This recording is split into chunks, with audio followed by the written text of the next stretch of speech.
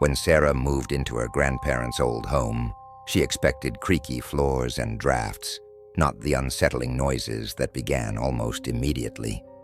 At night, whispers floated down from the attic, joined by the faint sound of shuffling feet. Curiosity mixed with dread as Sarah decided to investigate.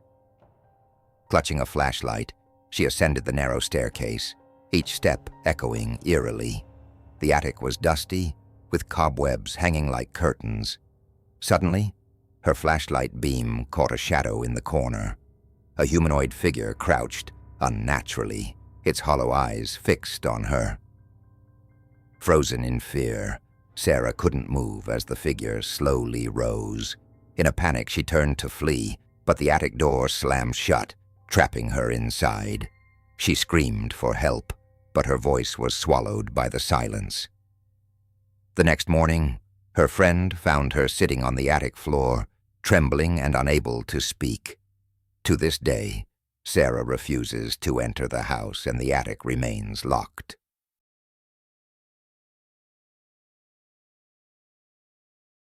Mike had been struggling with his grief after losing his mother.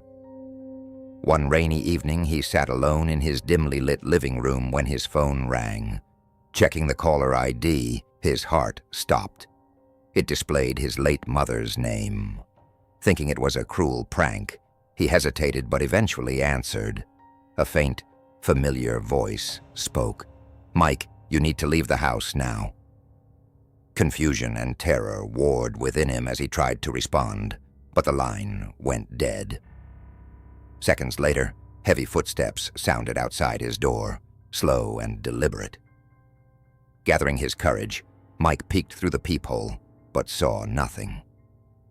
Still, the footsteps grew louder, now inside the house. Panicked, he fled out the back door, running until he reached a neighbor's house. When the police arrived, they found the front door ajar and muddy footprints leading through the house. Mike never learned who or what was in his home that night.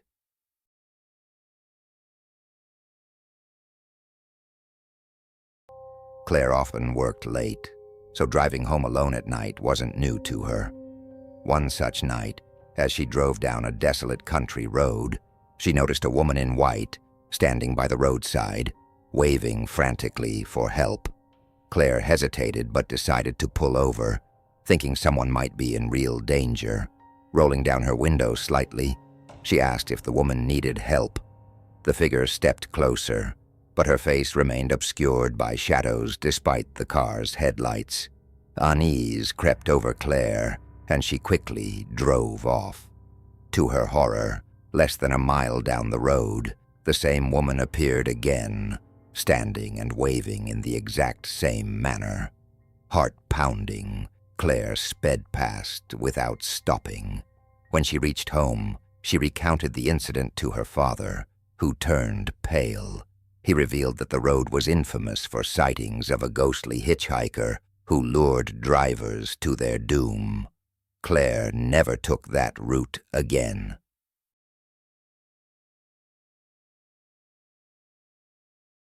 Emily's 16th birthday party was supposed to be fun, with music, laughter, and her closest friends. As the night wore on, someone suggested playing with a Ouija board. The group gathered in a circle, giggling nervously. At first, the questions were silly. Will I find love? Or, what's my future job? But then the planchette began to move on its own. Everyone fell silent as it spelled out, "Leave now."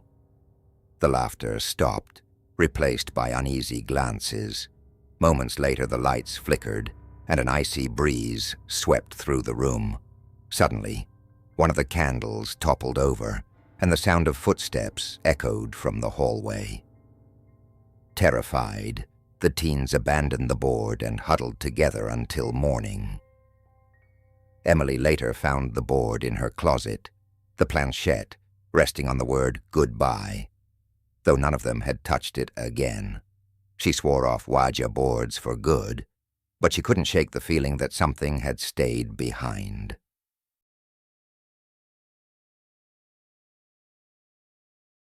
Jacob had always dreamed of restoring an old house, so when he bought a century-old property at a bargain price, he was thrilled. But the excitement quickly turned to dread when he began hearing whispers. At first he thought it was just the wind, but the whispers grew louder, turning into faint cries. One night, he followed the sounds to a wall in the living room. Unable to ignore it any longer, he grabbed a crowbar and pried open the wall. What he found shocked him. Inside was a small compartment filled with old toys and a child's diary. The final entry read, "They're here. They won't let me go." Jacob backed away, but the whispers turned to screams, filling the room. He fled the house that night and never returned. The house remains abandoned, its secrets hidden within the walls.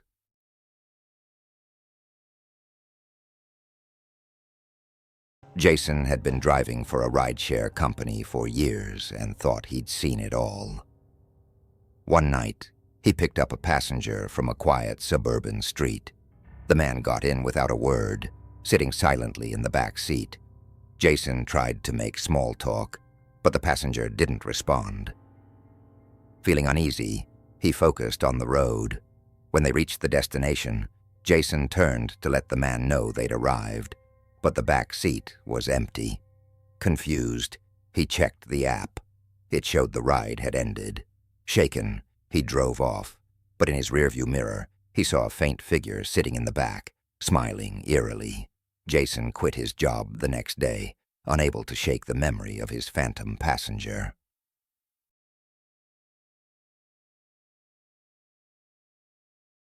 Lucy loved antique shopping, always on the hunt for unique finds. One day, she stumbled upon an old porcelain doll in a dusty corner of a shop. Its glassy blue eyes and elaborate dress fascinated her. The shopkeeper warned her that the doll had a troubled past, but Lucy dismissed it as a sales gimmick.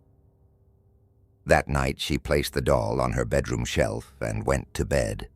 At midnight, she woke to faint giggling and the sound of tiny footsteps. Turning on the light, she saw the doll lying in the middle of the room, its eyes now fixed on her. Over the next few days, the activity escalated. Doors slammed, lights flickered, and her cat refused to enter the bedroom. Desperate, Lucy returned the doll to the shop, but the disturbances didn't stop. She moved out of her apartment, leaving her belongings behind, and never looked back.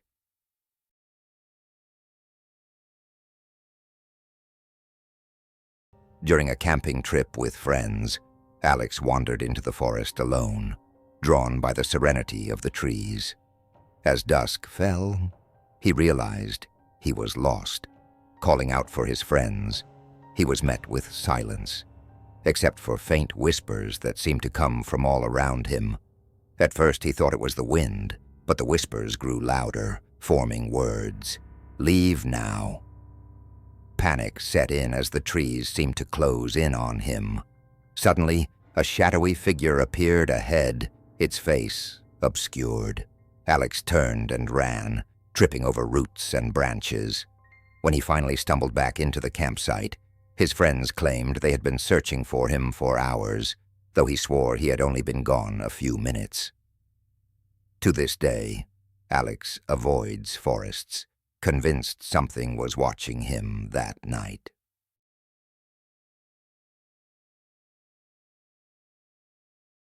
When college student Rachel returned to her dorm late one night, she found her roommate Megan asleep in bed.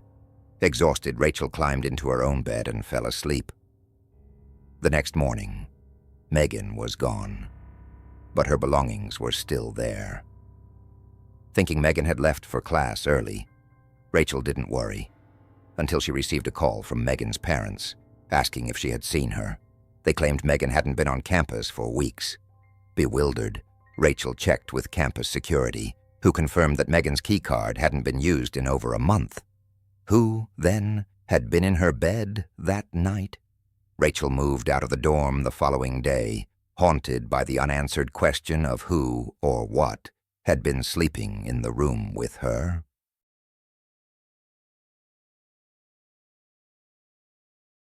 Late one evening, Evan waited at an old train station for the last train home. The platform was deserted, and the air was heavy with fog. As he sat on a bench, he noticed a man standing at the edge of the platform, dressed in an outdated suit and hat. The man seemed to be staring down the tracks, unmoving. When Evan tried to approach him to ask about the train schedule, the man vanished before his eyes. Startled, Evan looked around but found no sign of him. Moments later, the train arrived, and Evan boarded, only to notice the same man sitting at the far end of the carriage, staring blankly ahead. Evan got off at the next stop and vowed never to use that station again. Locals later told him the station was infamous for sightings of a ghostly figure from the 1930s, rumored to be a victim of a tragic accident.